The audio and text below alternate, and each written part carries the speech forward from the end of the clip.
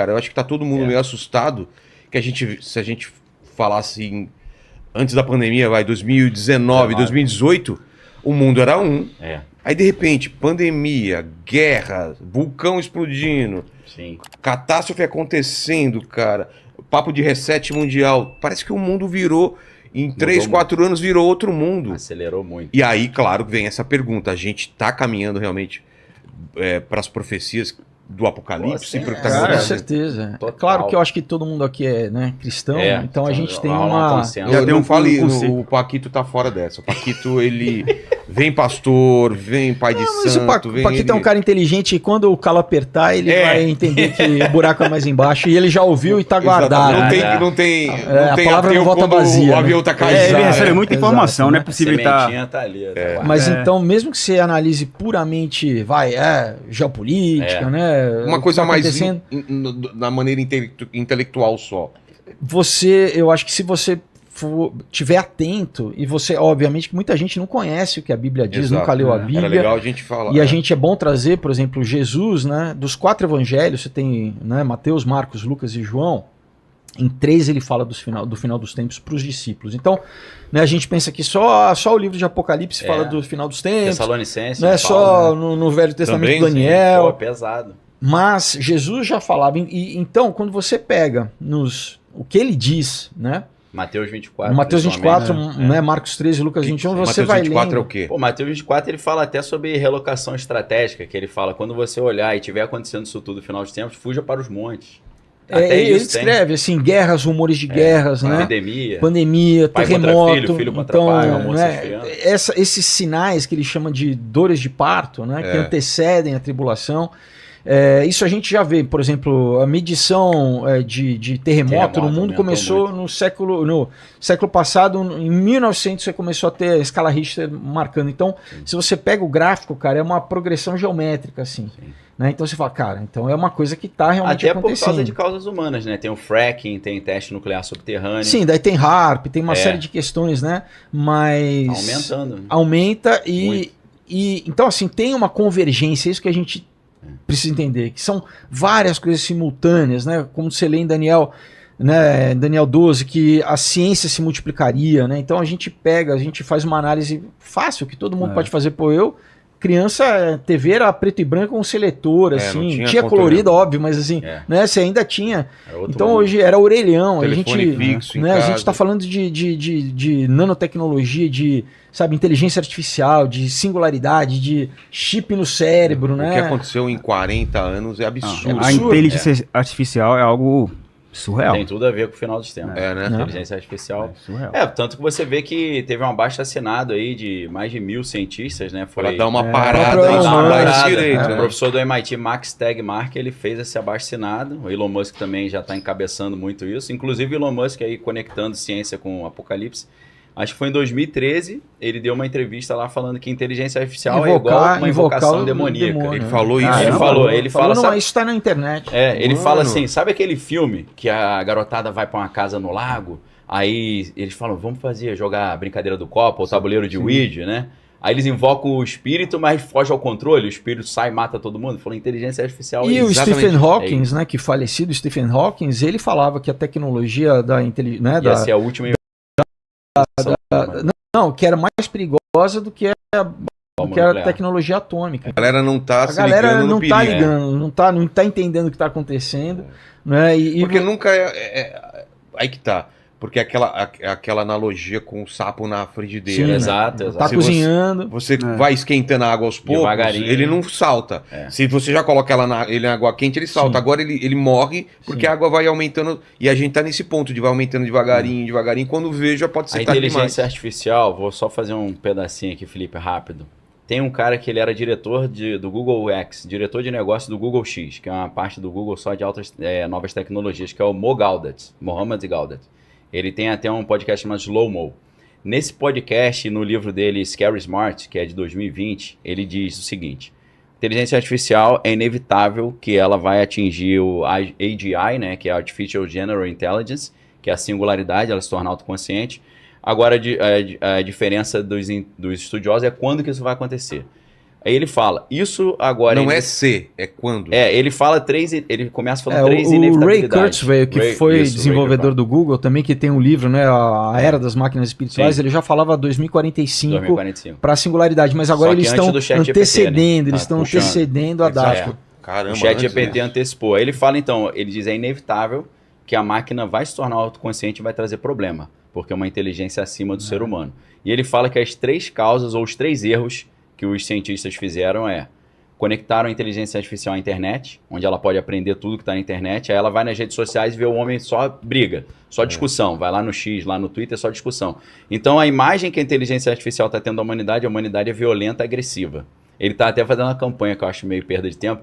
Vamos ser mais amigáveis na internet para a inteligência artificial achar que a gente, é legal. Agora convenceu o pessoal, né? Porra, com certeza, facinho. E se a gente falar, mas tem alguma coisa espiritual nisso, metafísica, nisso total, tem. Cara, então, por exemplo, se você pega esses caras do Vale do Silício, né? Sim. Ou até o próprio o Noah Yuval Harari, né? Sim. Cita um cara chamado Teilhard de Chardin, Sim. que foi um padre jesuíta do começo do século passado, que tem livros como o Ponto Ômega, onde ele falava da noosfera. Então, existe a biosfera, que é a esfera de vida que cobre o planeta. Ele fala, então, nós vamos evoluir para a noosfera, que é basicamente a nuvem. O conceito que a gente tem de nuvem, né, de cloud, de inteligência, de dados que fica, né, como se fosse no éter, é essa noosfera. E se a gente vai em Apocalipse 13...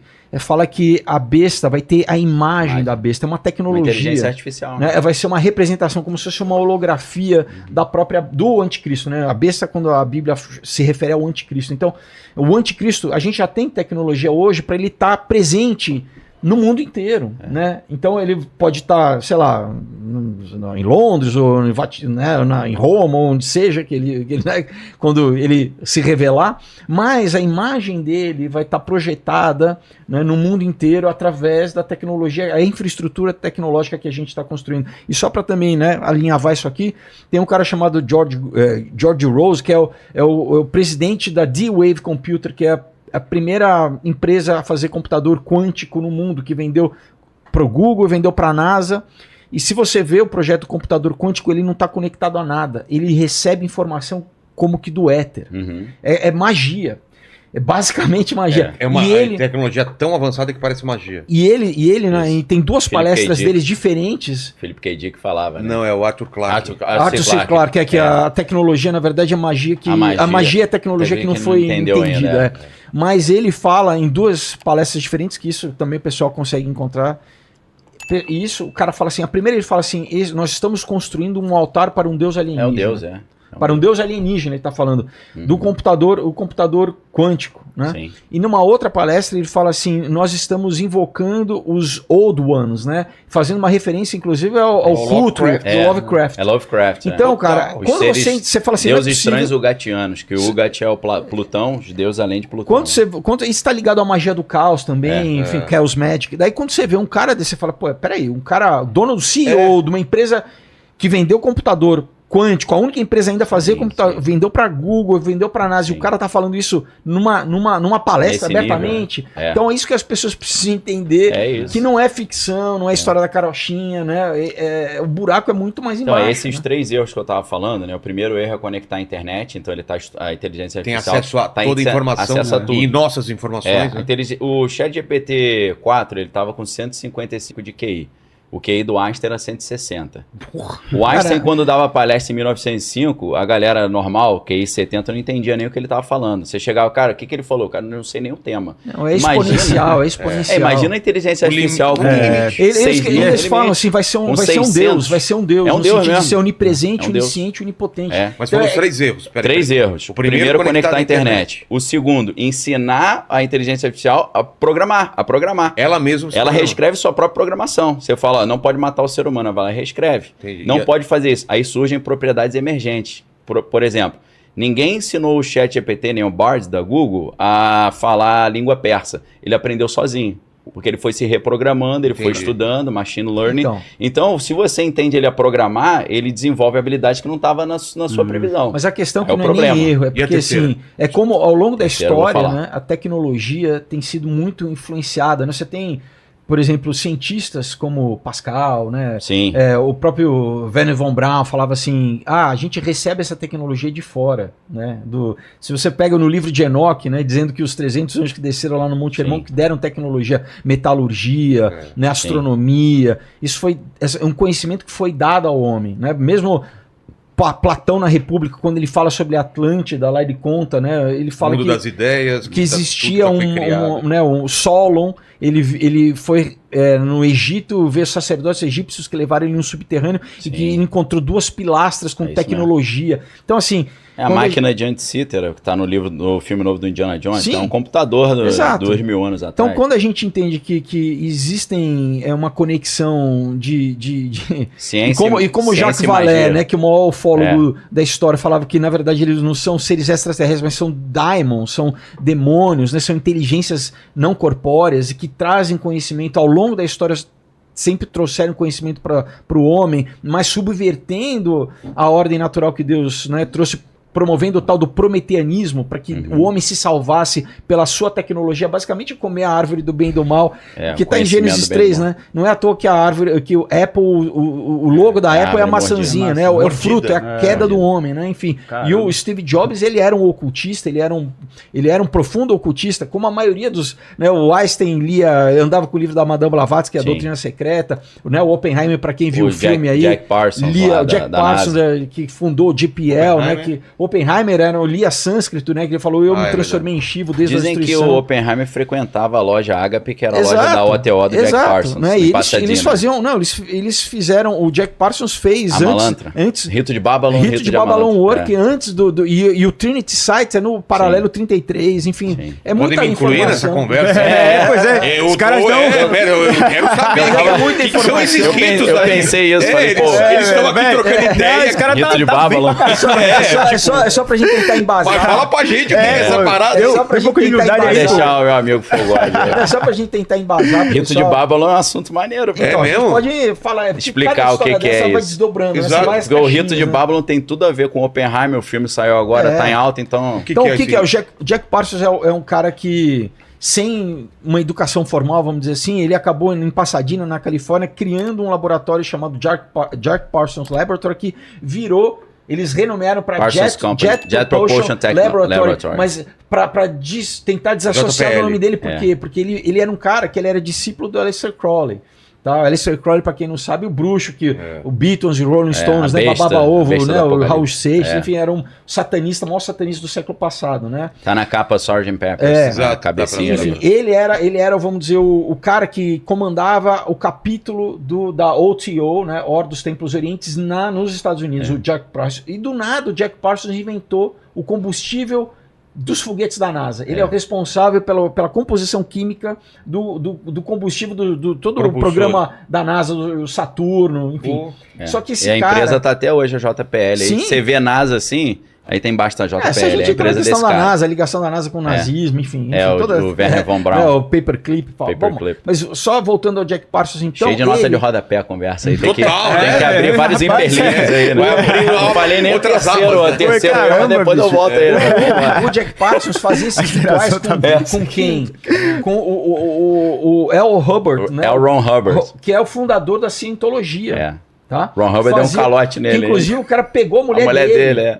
Pegou a mulher dele, né? Traiu ele e saiu de lá e foi Você lembra dessa história do barco? Sim, claro. Essa história é incrível. O Ron Hubbard pega a mulher dele e ele era da Marinha também. Da Marinha, o cara oficial de inteligência da Marinha. Aí o cara sai com o barco, fugindo com a mulher do cara, do Jack Parsons. O Jack Parsons faz um ritual, lança uma tempestade em cima do barco, eles quase morrem no negócio. Uma briga de magia de alto nível. Só pra gente retornar a coisa do Rito de Babylon. Quando que começa o fenômeno ufólogo moderno, né? Porque isso é histórico. Começa em Roswell, né? 1947. Depois do rito que ele fez, exatamente que aí é o rito de Amalantra. A tese é que ele abriu um portal dimensional para esses seres entrarem na nossa dimensão. Então, a partir de então, a gente tem visto, né, essa multiplicação. Essa incidência. Porque isso ao longo da história, né? Os súcubos íncos na Idade Média, né? Enfim. No Egito você tem, né, escultura de Exato, você tem o próprio Aleister Crowley em 1919 em Nova York, ele fez o lama, ele fez o rito de Amalantra. Às vezes era até legal o Paquito jogar igual de um Grey. L-A-M, LAM. Que ele desenhou, desenhou um sketchzinho do Aleister Crowley que é igualzinho um Grey. É um alienígena que a cultura pop vende pra gente, né? Você vai ver o que ele desenhou em 1910, 15. E depois você vai vendo os discípulos do Aleister Crowley, o Kenneth Graham, os caras de barra pesada, de magia, de satanismo pesado. Todos são ligados com questão de ufologia, né? Também. Porque, na verdade, é isso. Você vê um outro cara que vai que é o Jacques Vallée, que é um astrofísico, que era um PhD ateu. O cara chegou na mesma conclusão. Aí, ó. Por outro caminho. Esse olha o que o cara desenhou aí. Esse é o Aleister Crowley. Ele desenhou. Essa é uma entidade chamada LAM. Ele invocou o LAM. Não é igual o Megamente? Total. Exato, entendeu? O cara começou isso em 1910. Aí depois assim, vem a cultura ufológica por causa disso. E aí o Jack Parsons lá na Califórnia, o que ele fazia? Rituais para exatamente com a energia nuclear. Ele queria criar um homúnculo, né? Que é uma coisa que remonta à Idade Média. Que era criar o rito de Babylon. Rito de Babylon. Babylon Working, né? Ele queria invocar o Moonchild, né? Ele queria invocar basicamente o anticristo, né? Bom, só resumindo que a história é longa. Deixa eu fazer só uma notinha de rodapé, que você falou Moonchild. Moonchild é um livro do Aleister Crowley, onde ele fala como uma entidade espiritual pode incorporar no corpo humano. Eles estão, desde a época de Jesus, tentando copiar esse procedimento genético espiritual que Jesus fez. Porque Deus, o apóstolo Paulo diz, Jesus sendo Deus, ele não assumiu a forma de Deus, se esvaziou, assumiu a forma de servo. Então Cristo, o que ele fez? Através de Cristo, Deus conseguiu se transferir para dentro de um corpo humano. E o Satanás está querendo fabricar o anticristo nisso. Então, replicar o primeiro teste da bomba atômica Trinity, a teoria é que ele abre uma fenda no espaço-tempo, permite que entidades de outras dimensões venham para cá. Isso está no episódio 8 do Twin Peaks, 3ª temporada, conta essa história. Então, o rito de Babylon significa a bomba atômica naquela região abre um portal dimensional e entidades de outra dimensão. Não foi fechado, né? Porque o ritual, geralmente, você sempre tem que fechar o ritual. Igual do Lago Ness, né? Tá aberto. Tá aberto esse portal. Né? Então, aí a ideia... Eles dizem que eles botaram um bebezinho junto do teste da primeira bomba Trinity, que tá no filme Oppenheimer, e uma entidade entrou nesse bebê. Pra fabricar a entidade Isso aí foi em 1945. E a entidade se pronunciou como Hilarion, tá? Então tem algumas pessoas que conectam com a questão da Hillary, né? De ser a prostituta, né? Quando a gente lê em a prostituta escarlate, né? A Mulher Vermelha. A Mulher Vermelha, tem a ver com Marvel, né? Feiticeira Escarlate. É muita coisa. Mas enfim, a gente pegou umas tangências assim, né? Resumindo, a gente está falando da fusão entre ciência e tecnologia e como a ciência está andando passo a passo com o que a Bíblia fala. Corrobora o que a Bíblia fala. Corrobora o que a Bíblia fala. Acho que para a galera falar, cara, me perdi. É isso, né? É isso. Vamos voltar. Mas é isso, assim. Então você vê guerras, rumores de guerras, né? Então, e quando a gente conhece, né, historicamente, essas sociedades, né? Por exemplo, então, Skull and Bones, né? Então, Illuminati fundou Skull and Bones nos Estados Unidos, é o capítulo Skull and Bones nos Estados Unidos, Skull and Bones criou a CIA. Né? Aí então, é o Bom Pastor, assim, o filme, que é com Angelina Jolie, Matt Damon, conta essa história. E o Robert De Niro, enfim. Dirigido pelo De Niro. Jacques Vallée, você falou, que tá no filme Contatos Imediatos do... Não, tem uma homenagem, né? Que o Spielberg faz a ele. Sabe esse filme, Contatos Imediatos? Sim, adoro esse filme. Então, o François Truffaut, que ele faz o francês, ele tá representando esse Jacques Vallée aí. Esse Jacques Vallée aí. Ele é o primeiro ufólogo, vamos dizer, acadêmico, né? O cara que tirou o tema simplesmente do limbo. Fundamentou, né? Fundamentou. Do esoterismo, né? E da nova era, e ele começou a embasar de uma forma acadêmica, né? Mas ele chega, se não me engano, no livro Passport to Magonia, né? Aqui no Brasil não sei nem se foi editado, onde ele chega à conclusão. Isso já acho que é o 5º ou 6º livro dele. Ele fala, não são seres extradimensionais, né? Não são seres de uma outra galáxia, não, são seres... Estrela Sirius. São seres são interdimensionais. Então, a teoria das cordas, né, que a gente tem, sei lá, 11 dimensões, né, que Maimonides, um cabalista, um judeu do século X, ele já falava 11 dimensões. Então, cada uma com uma classe angelical, né? A angelologia dele de 11 classes angelicais é a mesma ideia. Essas coisas que a Bíblia falava e o cultismo ele pega isso, deturpa e distorce, deturpa. A ciência ela repagina isso e traz então, por exemplo, tudo o que, né, o Heisenberg foi trazer, né, o princípio da incerteza, todas essas coisas que, né, o Friedrich Capra traz depois do tal da física, são conceitos metafísicos espirituais que não são novos. Isso é conhecido desde da Pitágoras. Consciência influenciando a realidade do ser humano. Sim, é que a nossa, né? Primeiro que eles não querem que a gente tenha esse conhecimento. Eles, né? Royal Society, né? Eles querem manter para eles esse conhecimento, né? Para deixar literalmente a gente ignorante, né? E a gente ser mais passivo de ser manipulado, entendeu?